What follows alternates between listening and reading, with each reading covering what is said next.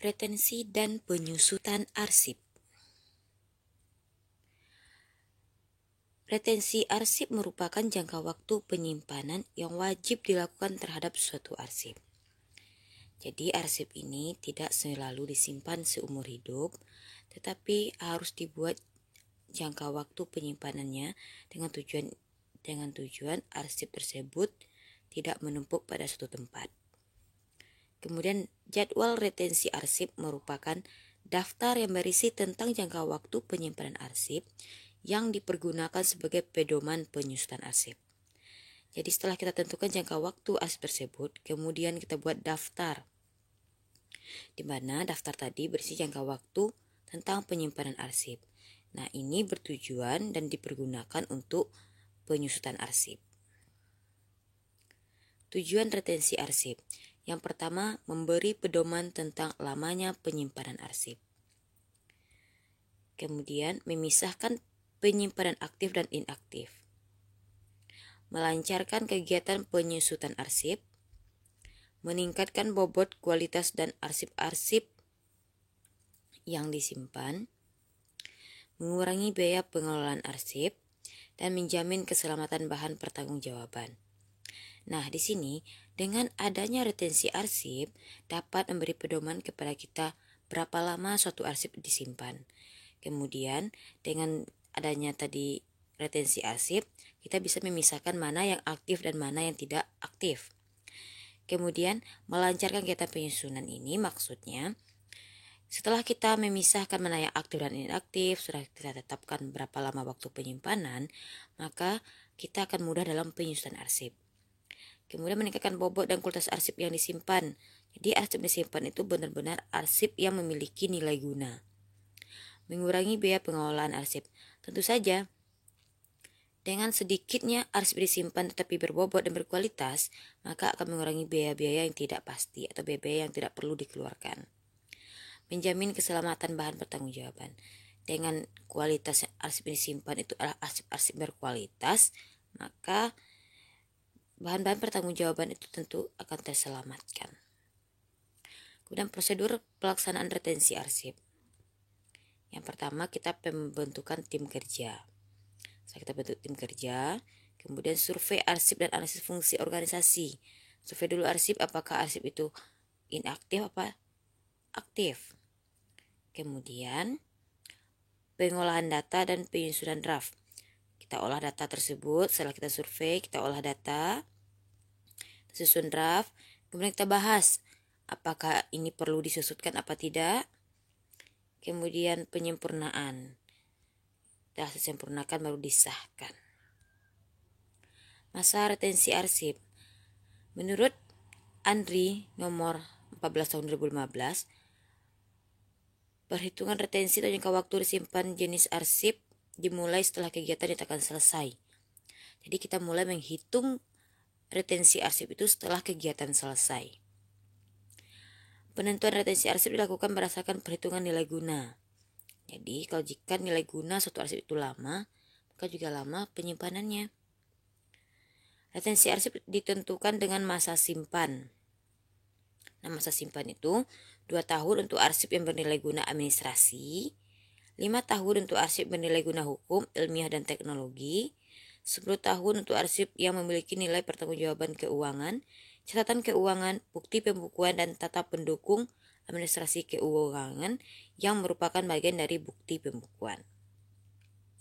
Contoh jadwal retensi arsip atau JRA. Nah, seperti inilah contoh jadwal retensi arsip. Ada jenis arsip.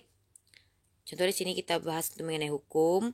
Jika waktunya dia katakan aktif itu sampai dengan diperbaharui. Kalau pada hukum dikatakan dia tidak aktif atau inaktif itu setelah 4 tahun dan ini sifatnya permanen atau tetap. Berarti maksudnya ini tidak dimusnahkan.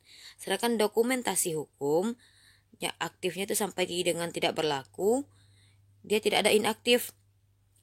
Nah, setelah tidak berlaku, dia nanti dimusnahkan. Kalau kontrak atau perjanjian kerja itu sampai dengan tidak berlaku aktifnya, inaktifnya 9 tahun, keterangannya dinilai kembali, berarti layak atau tidaknya kemudian dinilai kembali. Kemudian penyusutan arsip.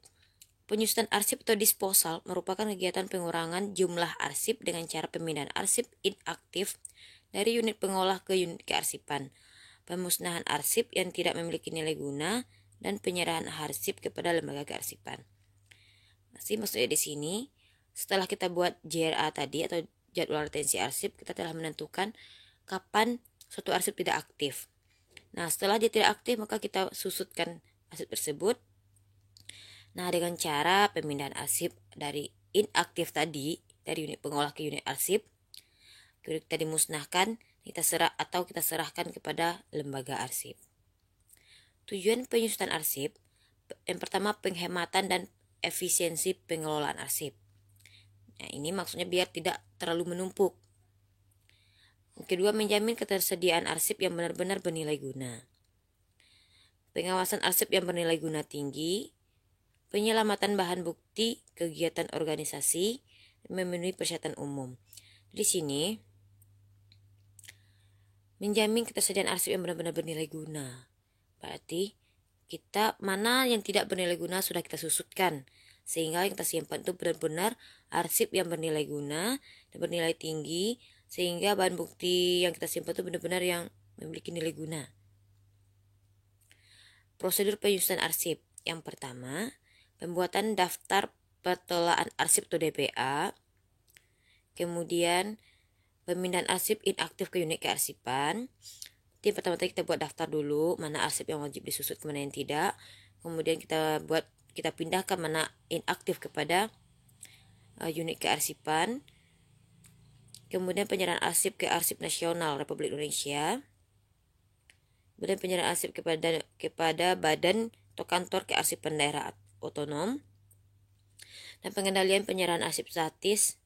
Dan terakhir adalah pemusnahan arsip. Nanti benar-benar arsip itu sebelum dimusnahkan benar-benar diteliti terlebih dahulu agar mana arsip bernilai guna tidak termusnahkan.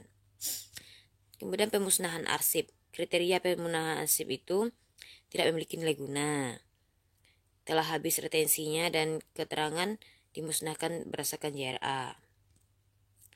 Tidak ada peraturan perundang-undangan yang melarang. Tidak berkaitan dengan penyelesaian suatu perkara. Jadi yang dimusnahkan itu benar-benar tidak memiliki nilai guna, kemudian jadwal retensi sudah habis, kemudian tidak ada larangan dalam undang-undang dan tidak berkaitan dengan perkara. Tata cara pemusnahannya bisa melalui pembakaran, proses kimiawi, penghancuran dengan mesin penghancur kertas atau shredder, mendelete file dari hard disk. Jadi cara ini bisa dilakukan mana menurut perusahaan atau kantor itu yang paling tepat. Nah, dari materi tadi, Ananda diminta untuk menjawab beberapa pertanyaan. Yang pertama, menurut kalian, perlukah jadwal retensi arsip itu dibuat? Yang kedua, mengapa pemusnahan arsip itu perlu dilakukan? Dan yang ketiga, tata cara pemusnahan arsip mana yang paling tepat untuk diterapkan? Berikan alasannya. Nah, silakan jawabannya tulis di buku, kemudian foto dan kirimkan di GCR. Terima kasih. Wassalam.